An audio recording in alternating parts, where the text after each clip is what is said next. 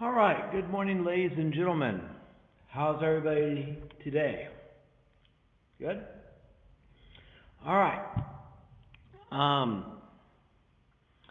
Today, my job is to address any questions that you have um, over the review, over any homework assignments, um, to get ready for the exam that we will be taking on Wednesday and Friday. Quick note, I will get the quiz from last week, quiz 3, graded uh, at some point between today and tomorrow, and you'll see that grade pop up in Blackboard. All right, so how can I be of assistance to you?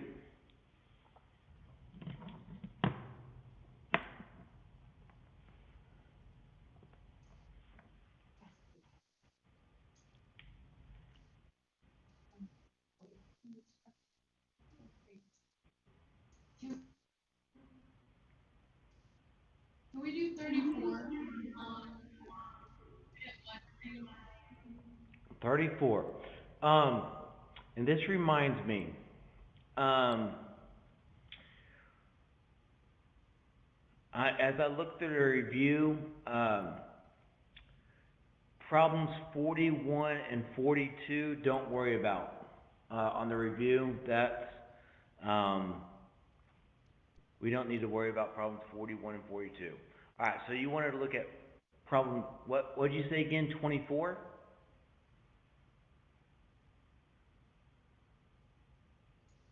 34. 34.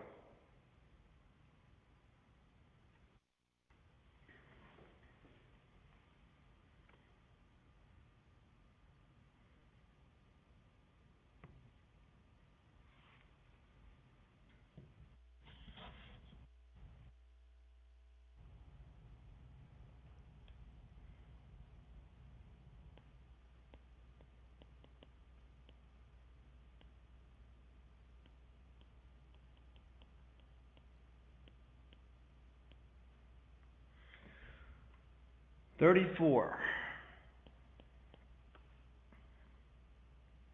We have x plus 5 raised to the 2/3 equals 4. All right. So what we want to do in this problem is we want to begin by getting rid of this rational exponent. Uh, we can't get rid of the 5 because the 5's inside the parentheses. The parentheses are being raised to this fractional exponent. So we want to get rid of it, and the way we're going to get rid of it is by raising both sides to the reciprocal power of 3/2. Now, whenever you have a denominator of 2 or denominator of 4 or any even denominator, what we have to realize is that if you have, for example, a to the b over 2, this is implying that we have a to the b with a square root. It's a square root. So we are in part taking the square root of both sides. And what do we always do when we take the square root of both sides? We include the plus or minus notation because we're square rooting both sides. And we know that we have this general statement that we've looked at in the past that says that if um, a squared is equal to u, then a is equal to plus or minus the square root of u. When you square root both sides, um, to get rid of the exponent, we have to include the plus or minus notation. So here we go. First of all, on the left-hand side, the exponents cancel each other out. We're left with x plus 5. And I'm left with 4 to the third square rooted. So that's x plus 5 is equal to 4 to the third is 64. Square root of 64 is 8. So now to get x by itself, we want to subtract 5 on both sides. So we have x is equal to negative 5 plus or minus 8. And that's going to lead us to two answers. Negative 5 minus 8 is a negative 13. And negative 5 plus 8 is going to be a 3. And I'll just spend a little bit of quick time here to check this. Let's begin with x is equal to negative 13.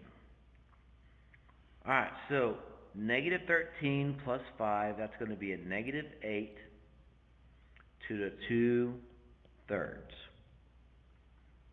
Alright, so negative 8 squared is 64, so we now have the third root of 64, and the third root of 64 is 4, because 4 times 4 times 4 is 64, so that checks out. What about x equal to 3? So 3 plus 5 is 8. So now you have positive 8 to the 2/3. And you see it doesn't make a difference because negative 8 squared, positive 8 squared, both lead you to 64. We're left with the cube root of 64, which is still equal to 4. Check. So our solutions, plural, those are our two solutions. I want to take one more opportunity here to show you something. This plus or minus the square root of 4/3, you could also look at it like this. You could do the square root of 4 and then raise that to the third power. So square root of 4 is 2. And then 2 to the third is 8, so you still get the plus or minus 8. Exactly what we got right here.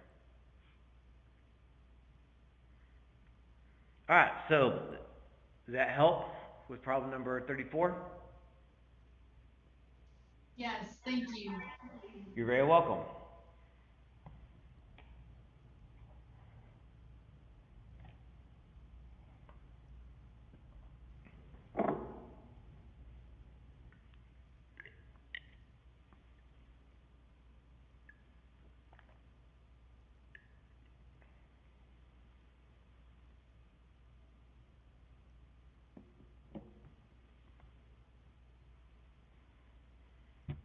Can we do 50?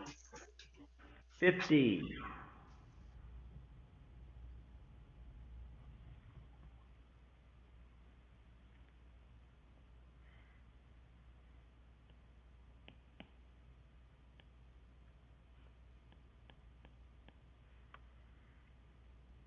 Absolute value of 2 minus x over 2, closed absolute value, minus 1 is less than or equal to 1.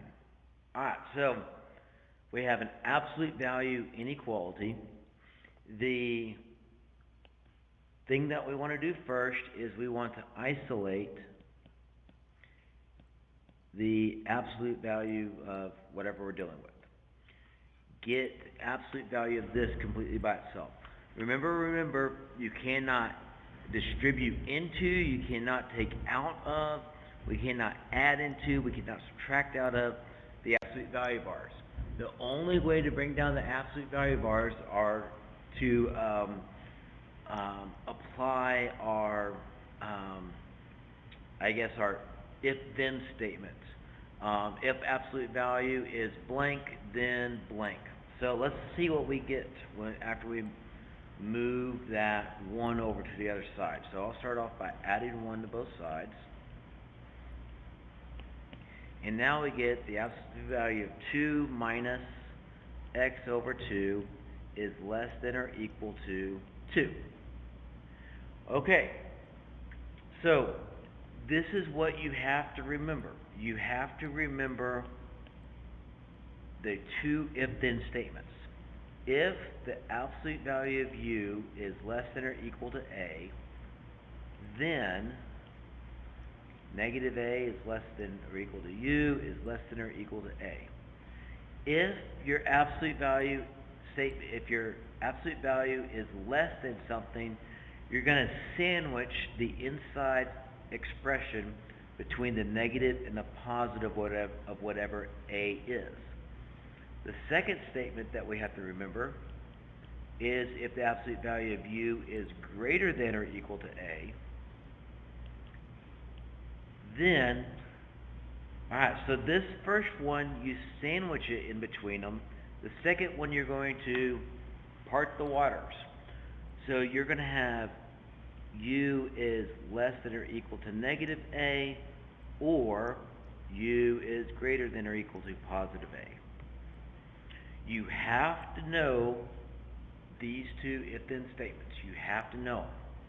So which if-then statement are we going to apply here? Well, we have less than, so we're going to deal with this first if-then statement. So to bring down the absolute value bars, we can say the following, that negative 2 must be less than or equal to 2 minus x over 2 must be less than or equal to positive 2. And now it's a matter of solving. If you wanted to make your life, if you don't like that fraction that's hanging out in front of everything, you could just go through and multiply everything by 2. Nothing wrong with that. Just like you can multiply an equation through by 2, you can multiply the inequality through by 2. So this is going to give us negative 4 is less than or equal to 2 minus, excuse me, not 2, but 4 minus x is less than or equal to 4. To solve, what you do in the middle, you have to do on the outside. So this is going to give us negative 8 is less than or equal to negative x is less than or equal to 0. Now, I don't want to know what negative x is. I want to know what positive x is. So I need to go through and think about multiplying or dividing through by a negative 1. But whenever you do that, you're going to have to change the direction of your inequality signs. So now we have 8 is greater than or equal to x is greater than or equal to 0. And I'll rewrite it as 0 is less than or equal to x, less than or equal to 8. So just a quick check. Let's plug in 0. 0 over 2 is 0. So 2 minus 0 is 0. 2 minus 0 is 2. Absolute value of 2 is 2. 2 is less than or equal to 2. Works. Let's plug in 8. 8 minus divided by 2 is 4. 2 minus 4 is negative 2. Absolute value of negative 2 is 2. 2 is less than or equal to 2. Check. What about in the middle? Plug in 4. 4 divided by 2 is 2. 2 minus 2 is 0. Absolute value of 0 is 0. 0 is less than or equal to 2. Check. So it looks like everything that is inside this works. What if you pick something outside this, like 10? 10 divided by 2 is 5. 2 minus 5 is a negative 3. Absolute value of negative 3 is 3. 3 is not less than 2. So stuff that's outside this doesn't work. So there's our solution.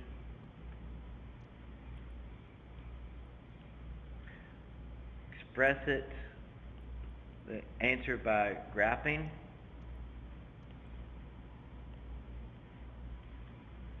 So there's our graph, and then interval notation, we put in our two bounds, and because we have solid circles, we're going to use brackets.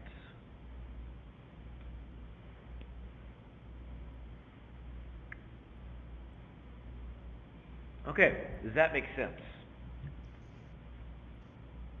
Yes, it did. Thank you. You're welcome. What else can we look at?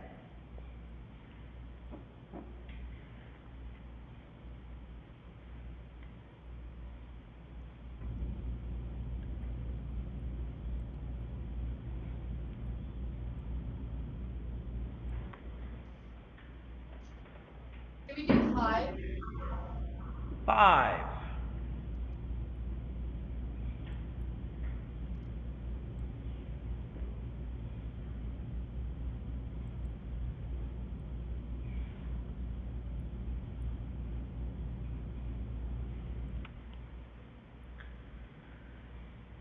6 over an x plus 3 minus 5 over an x minus 2 is equal to a negative 20 over x squared plus x minus 6. Okay, I never give a 100% guarantee, so I'm just going to give you a 99% guarantee. There's a 99% guarantee that you will have a problem like this on the exam. 99% guarantee. I'm not going to guarantee 100%. I never do 100% guarantee, but you can just pretty much bet your buttons that there's going to be a problem like this on the exam. And these are all pretty much structured the exact same way. This is a rational equation where one of our denominators is going to be a quadratic trinomial, or maybe it's a difference of two squares. But the idea is that we can factor that trinomial. And you can almost, again, just bet your buttons that the factored form of this is going to be equal to the product of your other two denominators. These are designed this way. So let's just verify that. Quadratic trinomials factor to the product of two binomials. Coefficient of 1 in front of the x, so we have x and x. Now the question that you ask yourself is this: what things multiply together to give me negative 6, but also add together or combine together to give me a positive 1? And the answer is a positive 3 and a negative 2. And you see now that the factored form of this trinomial is the product of your other two binomials.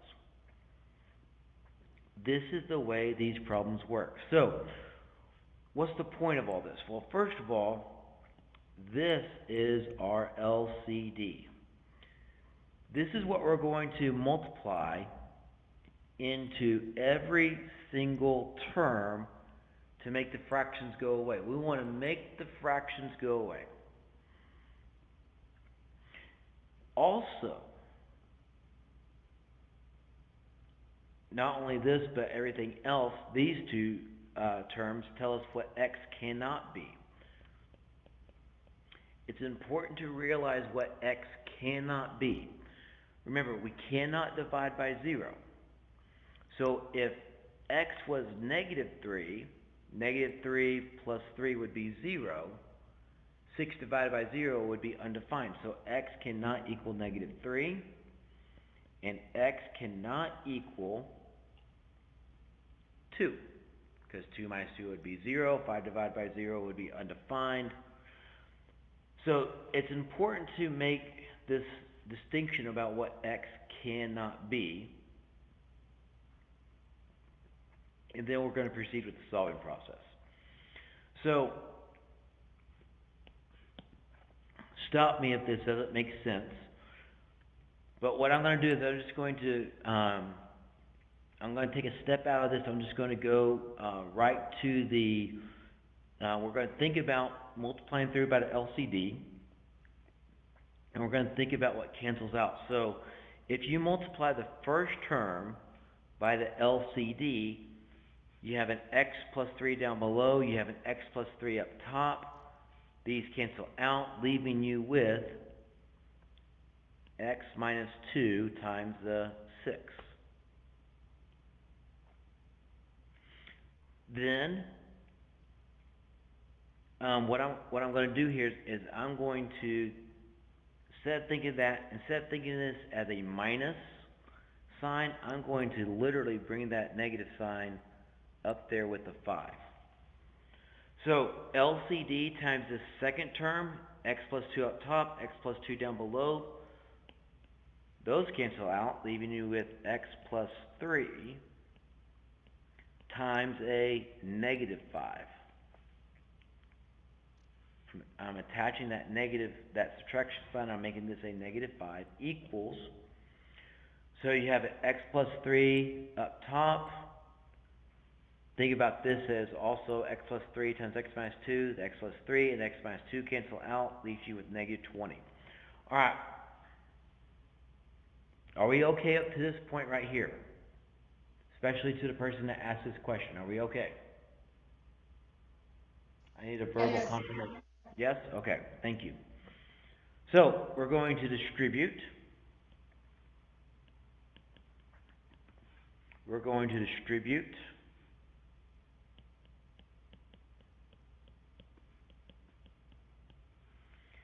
We'll combine like terms, so we have a 6x and a negative 5x, that makes x. We have a negative 12 and a negative 15, that makes a negative 27, equals a negative 20.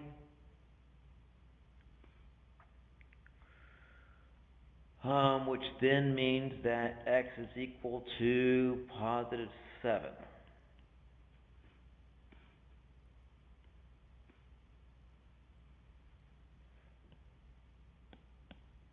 And we'll do a quick check. Alright, so 7 plus 3 is going to be 10. So we're going to have 6 over 10 minus 7 minus 2 is 5, so 5 over 5 is equal to negative 20 over, alright, what do we get? Here we go. 7 squared is 49.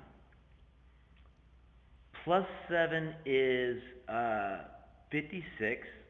Minus 6 is going to be 50. Alright, so let's see this.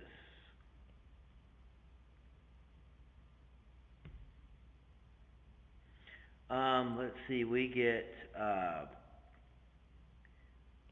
3/5 minus 1 is equal to a negative 2/5. So we have 3/5 minus, I guess it would make more sense to just put this back as 5 over 5.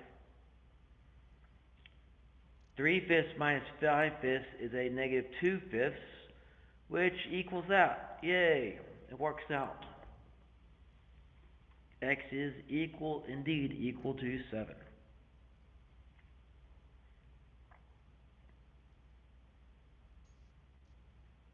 Alright, does that make sense? I need to go over anything else in that problem. Thank you. This check process right here, this is a great thing to go through. Utilize the extra time that you have. If you finish the exam, or as you're going through the exam, feel free to check your work. You have a calculator too. You could plug this expression into your calculator. For me, it takes less time to just do it mentally, but spend that opportunity to check your answers with your calculator. Alright, what else can we look at?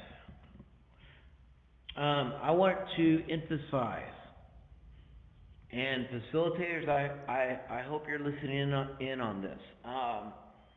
Number one,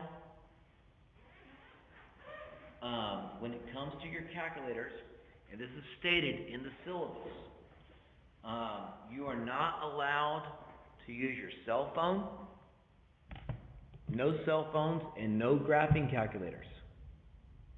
No graphing calculators are allowed on the exams. It's stated in the syllabus. No graphing calculators allowed. You need a scientific calculator. Um, I found this one in my drawer. Some student left it in their class in one of my classes one day. I don't know who it was, but I found this nice calculator. I don't know if you can tell from the picture, but it's a nice pink color. It's a TI-30X2S. Um, this is the kind of calculator that you need. It has your basic functions along with, you could do square roots, we're going to do logarithms later on in the semester. If you're going to take trig with me in the fall, it has your sine, cosine, tangent functions. This is the calculator that I use predominantly. No graphing calculators allowed. One of my students told me that, I'd lost I have a blue one, and I don't know where it is. It's the one I always use that has my name on the back. I lost it. So I was like, I gotta go buy another one. Um, and I looked on Amazon, and it's selling for 25 bucks. And I'm like, that's kind of expensive. But someone told me that at Target, they're selling these for 15 bucks at Target. I looked online at Target, sure enough, 15, 16 bucks at Target. You can get one of these calculators. So, no graphing calculators allowed. I know that that's probably all you've used in the last couple of years is graphing calculator. Graphing calculator. Nope. Can't use it. Sorry. Um, so if you're going to use a calculator, use a basic scientific calculator like this. Alright. What else can I help y'all with?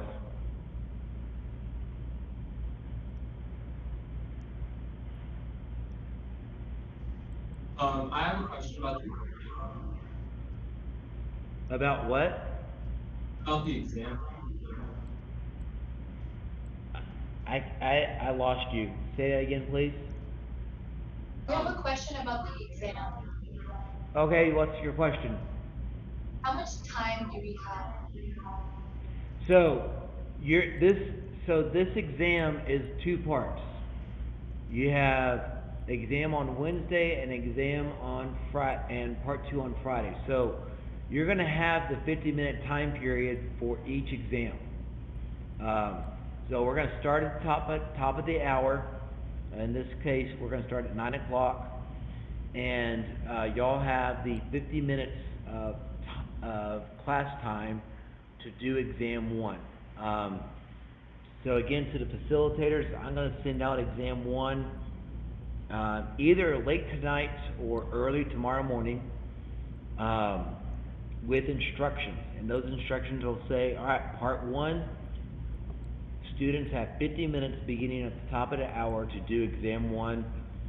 Once that 50 minutes time is up, you're going to pick up the exams, and then you'll just hold on to those exams until you scan everything and send it to me on Friday.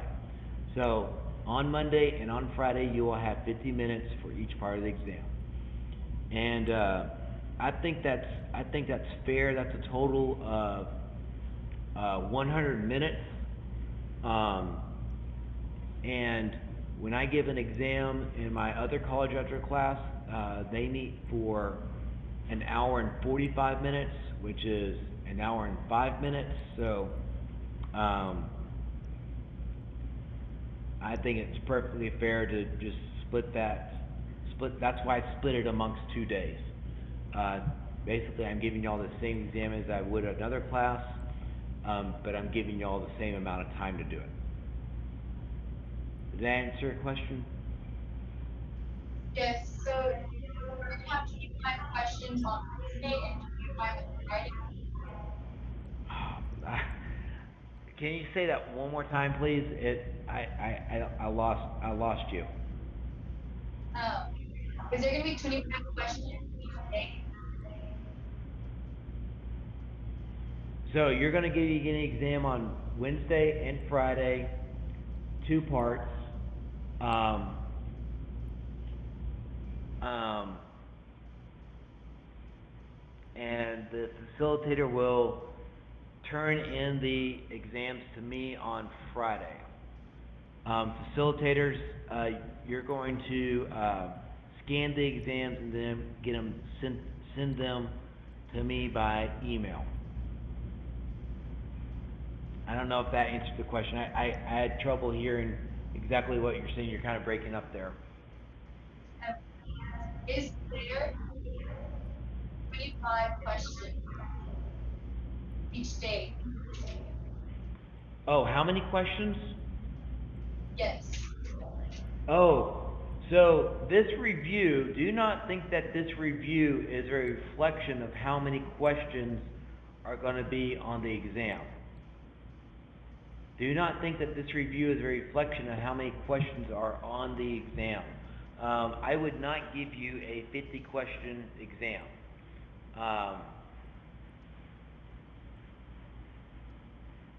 That's way too much. This review is just a, hey, here's a bunch of different types of problems that we looked at across the Unit 1. Gives you a good idea of what could be on the exam, but there's no way I would give you all 50 questions. I'm trying to think how many questions I probably would give you. I mean, I don't know, there could be 20, 25 questions. I don't know, I haven't settled in on exactly how many questions are going to be on the exam. Did that, again, I couldn't quite, you were breaking up, so I hope that answered the question.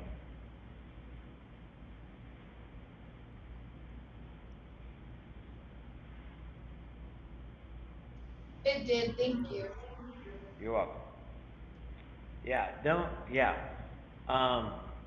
I would not give y'all a 50, no, I don't even know if I could do all 50 questions in the two periods that we have, so, it's like doing,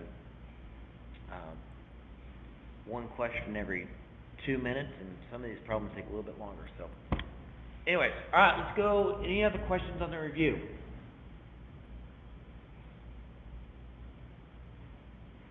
Any other review questions that you want to look at?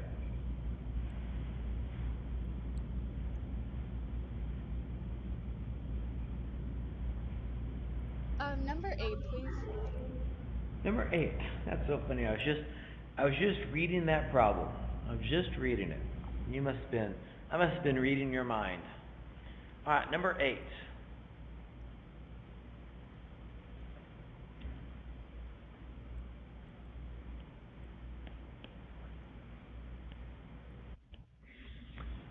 All right.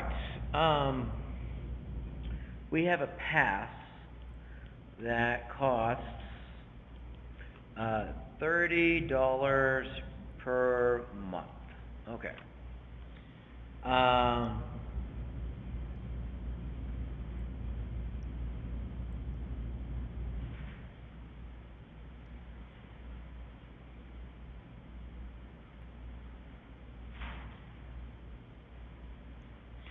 So we have the normal cost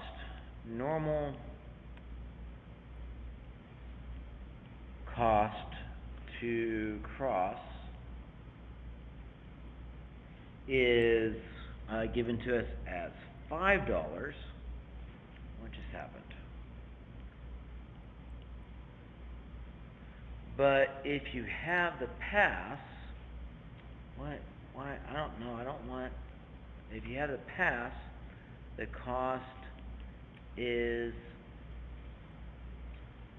$3.50.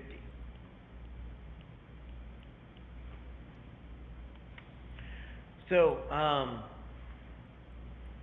without the pass, it's going to cost you $5 every time you cross the bridge. But if you pay the $30 a month, the cost is $3.50. And the question is, determine the number of times in a month that the bridge must be crossed so the total monthly cost without the discount pass is the same as total monthly cost with the pass. So what we're going to do is we're going to assign a variable, let x be the number of times crossed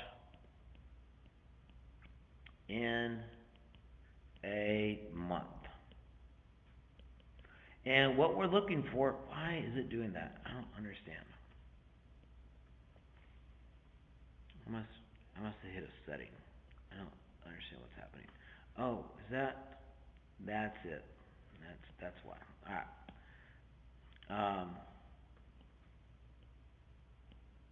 Alright. That's why. Alright. So, what we're doing is we're going to set up an equation. So, pass has to equal no pass in terms of cost. So what does it cost if you have the pass? Well, you have this initial $30 fee plus $350 X. So if you have the pass, you're going to pay $30 a month, and then you're going to pay $3.50 for every time that you cross the bridge. But if you don't have the pass, no pass, that's going to be 5X. You're going to pay the straight up $5 every single time you pass. We want to know when these two options are equal. So we've set up our equation, now it's solved. I'll start off by subtracting the $350 on both sides.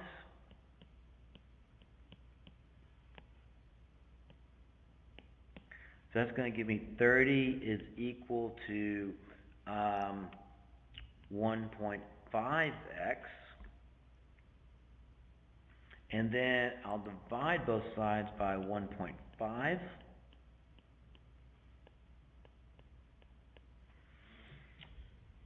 And 30 divided by 1.5 is 20. X is equal to 20. So, here's what you're seeing with this problem. If you cross the bridge 20 times per month, whether you have the pass, where you pay $30 a month plus $350 every time you cross, or whether you don't have the pass and you pay $5 a month, if you cross the bridge 20 times, you're going to be paying the same amount. Check it out. 20 times 5 is going to be equal to 100. So, if you cross the bridge 20 times a month and you don't have the pass, you end up spending $100 a month. But if you do have the pass, 30 plus 3.5 times 20. So 3.5 times 20 is 70. So that becomes 30 plus 70 is 100. You pay the same price. So if you're going to cross the bridge 20 times a month, it doesn't matter which deal you take, you're going to pay the same amount. So here's my question. This is a thinking question. If x is equal to 15, which is the better deal? Which is the better deal? If you're only going to cross the bridge 15 times per month, what deal are you going to go with? Are you going to go with the monthly pass? Or are you just going to pay $5 a month? You tell me, what do you think?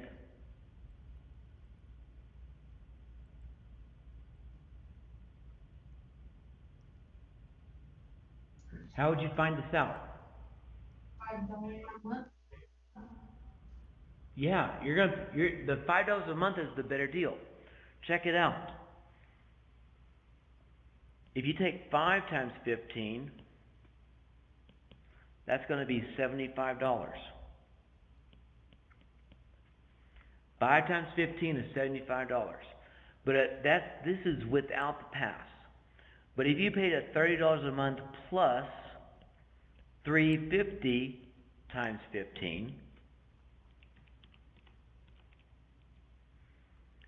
that's $30 plus 52.5. You're spending $82.50. So what's the better deal?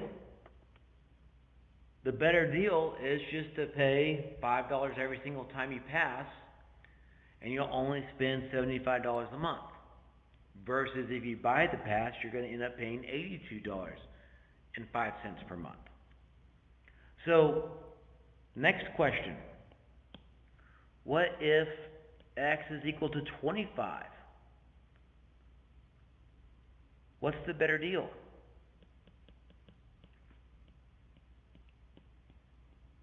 Which of these is the better deal? You tell me.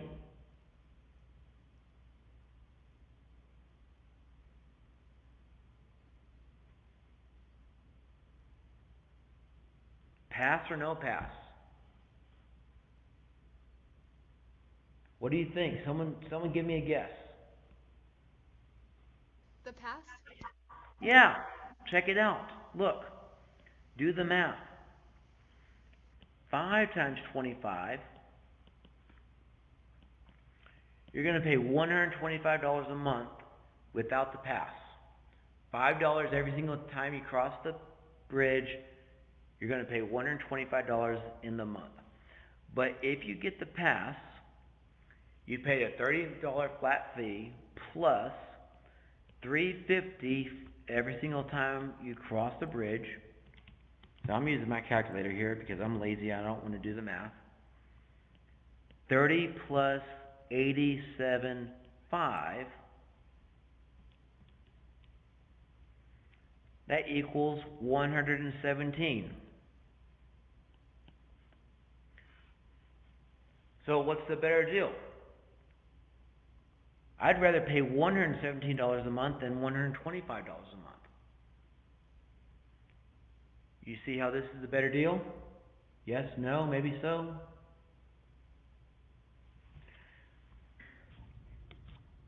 I'm going to get on my soapbox here for just a second. This is the kind of stuff where math starts applying to the real world. Look, you are juniors and high schools and juniors and seniors in high school. So, you know what? Mom and Dad's probably taking care of most of your stuff in life. But when you turn 18 and Mom and Dad kick you out of the house and you start getting on your own, you start having your own job, you start paying your own bills, you start paying your own cell phone bill, you start paying for your own gym membership, you're going to be confronted with a bunch of different choices and options. And gym membership A is going to say, we're going to charge you this much per month, and maybe we charge you every single time that you come into the gym. Gym membership B is going to say, we're going to charge you this much per month,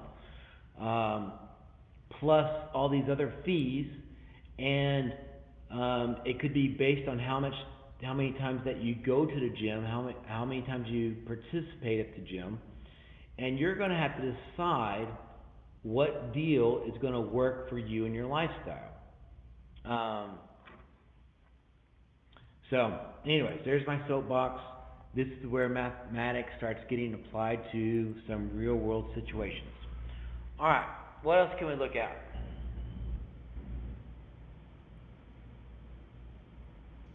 We look at 20. 20.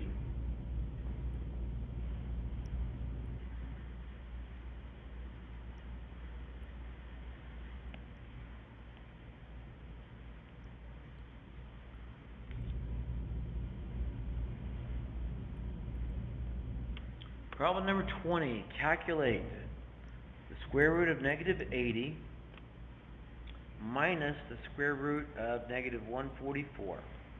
So the first thing that we have to remember here is when it comes to complex numbers, we have this definition that the square root of negative a is equal to I times the square root of a.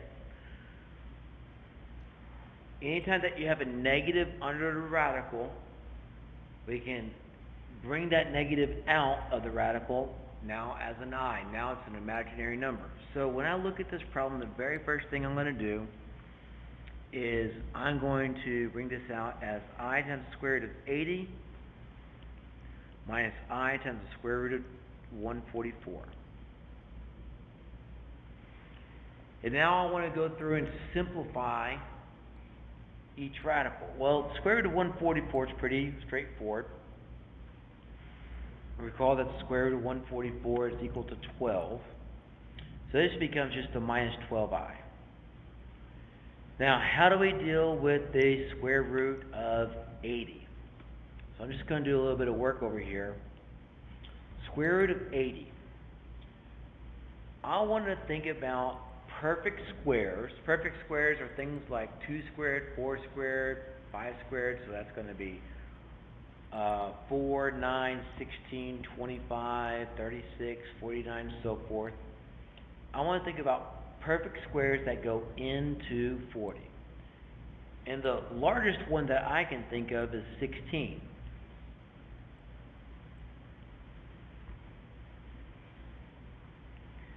Sixteen times 5 is 80. So I'm going to split my radical. And square root of 16 is 4. And I can't take the square root of 5, so I just leave it as square root of 5. So this becomes, I'm going to write it as 4i square root of 5.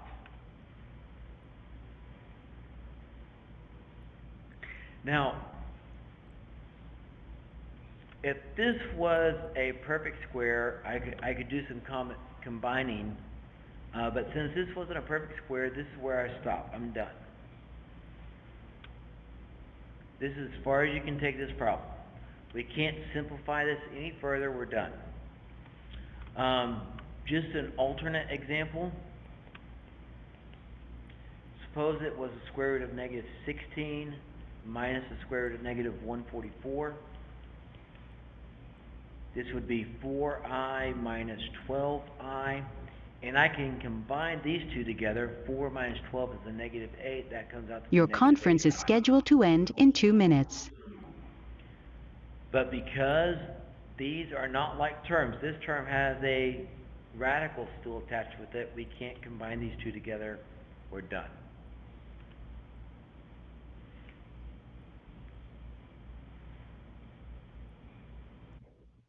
All right.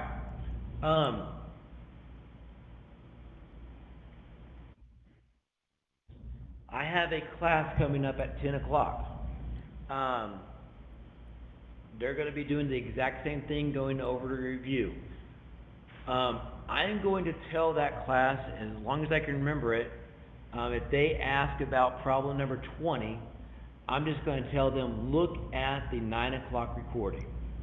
Because I don't want to go over problems a second time. So I'm going to tell you the following. After the recordings get posted to Blackboard, take a look at the 10 o'clock recording, and we're going to be doing questions that y'all didn't ask in that class. So if there's some other questions that you want answered, we may go over them in the 10 o'clock class. So watch the 10 o'clock recording after it gets posted to see what we do in that class, because I'm not going to repeat what I've already done. I'm going to ask them to ask different questions if we've already looked at them. Alright, so I'll see y'all on Wednesday. Exam 1, Part 1 on Wednesday. You have the full 50 minutes. No, I don't know how many questions are going to be on that part of the exam. You'll just have to wait and see. If you have any questions... Your conference is now over. Goodbye. I'll be available by email. Are you going to post an answer key? No. I don't have one.